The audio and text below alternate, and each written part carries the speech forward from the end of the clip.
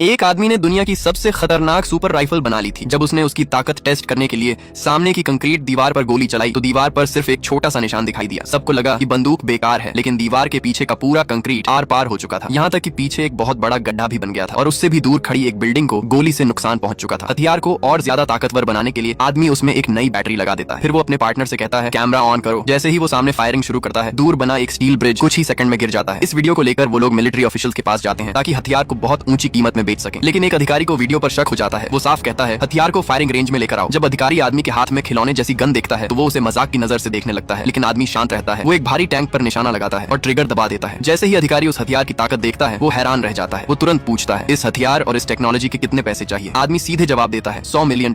हैरानी की बात ये थी कि अधिकारी बिना हिचकिचाए मान जाता है और कहता है कल दोपहर तक पैसे तैयार मिल जाएंगे। लेकिन आदमी को नहीं पता था कि उसके जाते ही अधिकारी ने उसके और हथियार के बारे में पूरी बैकग्राउंड चेक शुरू कर दी थी। अगले दिन जब डील का समय आता है, आदमी सोचता है कि अब उसे बहुत बड़ा फायदा होने वाला है। फिर भी उसे शक होता है, इसलिए वो हथियार अपने पार्टनर्स के पास छोड़ देता है। लेकिन जैसे ही वो मीटिंग प्लेस पहुंचता है, वहाँ उसके लिए पैसे नहीं बल्कि कई लोग हथियार ताने खड़े होते हैं। वो लोग उसे सब कुछ सौंपने पर मजबूर कर देते हैं और जब वो भागने की कोशिश करता है तब उसे पता चलता है कि उसके परिवार को भी हॉस्टेज बना लिया गया है। कोई और रास्ता न होने की वजह से वो अपने पार्टनर्स को कॉल करता है और हथियार के साथ उसकी सारी जानकारी अधिकारी को दे देता है। इन्वेस्टिगेशन खत्म होने के बाद अधिकारी आदमी और उसके परिवार को छोड़ देता है, लेकिन अधिकारी ये नहीं जानता था कि आदमी पहले ही अपनी चाल चल चुका है। कुछ समय बाद आदमी और उसके पार्टनर्स एक रूफ पर जाते हैं। वहाँ वो लोग एक सिग्नल बूस्टिंग डिवाइस लगाते हैं और अधिकारी की गाड़ी को देखने लगते हैं। असल में आदमी पहले ही हथियार के अंदर एक ट्रैकर छिपा चुका था, जिसकी मदद से वो उसकी हर हरकत को दूर से ट्रैक कर सकता था। जैसे ही गाड़ी फायरिंग रेंज तक पहुंचती है, आदमी दूसरी जनरेशन की सुपर राइफल निकालता है। वो देखने में खिलौने वाली वाटर गन जैसी लगती थी, लेकिन उसकी ताकत और रेंज पहली बंदूक से भी ज्यादा खतरनाक थी। कोई कुछ समझ पाता उससे पहले ही वो ट्रिगर दबा देता है। अगले ही पल पूरी गाड़ी पूरी तरह तबाह हो जाती है। इस तरह आदमी अपना बदला लेकर बिना किसी शक के वहाँ से निकल जाता। एक आतंकवादी ने एक गोला उठाकर हथियारों के डीलर की तरफ फेंका और कहा कि इसकी ताकत दिखाओ। डीलर ने उसे पकड़कर घुमाया और पास खड़े एक आदमी को दे दिया। फिर आतंकवादी सरदार ने पहाड़ की चोटी पर खड़े एक चीड़ के पेड़ की तरफ इशारा किया और आदमी को उसे उड़ाने का आदेश दिया। आदमी ने निशाना देखा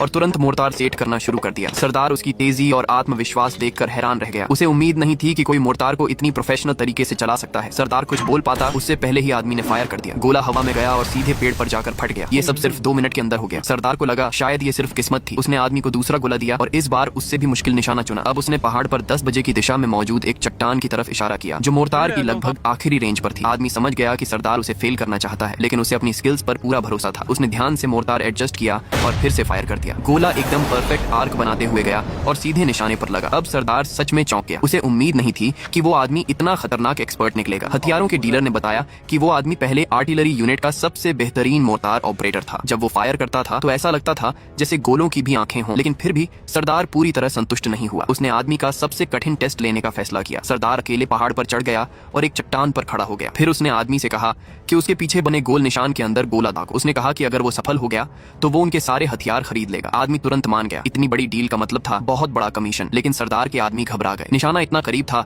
कि एक छोटी सी गलती भी उनके सरदार की जान ले सकती थी। उन्होंने तुरंत आदमी पर बंदूकें तान दी ताकि वो फायर न कर सके, लेकिन आदमी ने उन्हें नजरअंदाज किया और तेजी से मोर्टार एडजस्ट करता रहा। फिर उसने फायर कर दिया। गोला ठीक वहीं जाकर गिरा जहां सरदार खड़ा था और पूरा इलाका घने धुएं से भर गया। जब धुआं साफ हुआ तो सरदार बिल्कुल सुरक्षित खड़ा था। असल में आदमी ने असली विस्फोटक गोले की जगह स्मोक शेल इस्तेमाल किया था ताकि बिना किसी को नुकसान पहुंचाए अपनी स्किल साबित कर सके। सरदार इतना इंप्रेस हुआ कि वो तुरंत पहाड़ से नीचे भागा। उसने अमेरिकी डॉलर से भरा बैग निकाला और हथियारों के डीलर को देते हुए कहा कि वो उस आदमी को उसके साथ भेज दे, लेकिन डीलर ने मना कर दिया। तब सरदार ने पैसों का एक और बैग निकाल दिया, फिर भी डीलर नहीं माना। अब सरदार गुस्से में आ गया। उसने चेतावनी दी कि अगर आदमी उसे नहीं सौंपा गया तो उन्हें एक पैसा भी नहीं मिलेगा। उसके आदमियों ने तुरंत हथियारों के डीलर पर बंदूकें तान दी। डीलर समझ गया कि सरदार मजाक नहीं कर रहा। आखिरकार उसने पैसे लिए और उस आदमी को उनके हवाले कर दिया।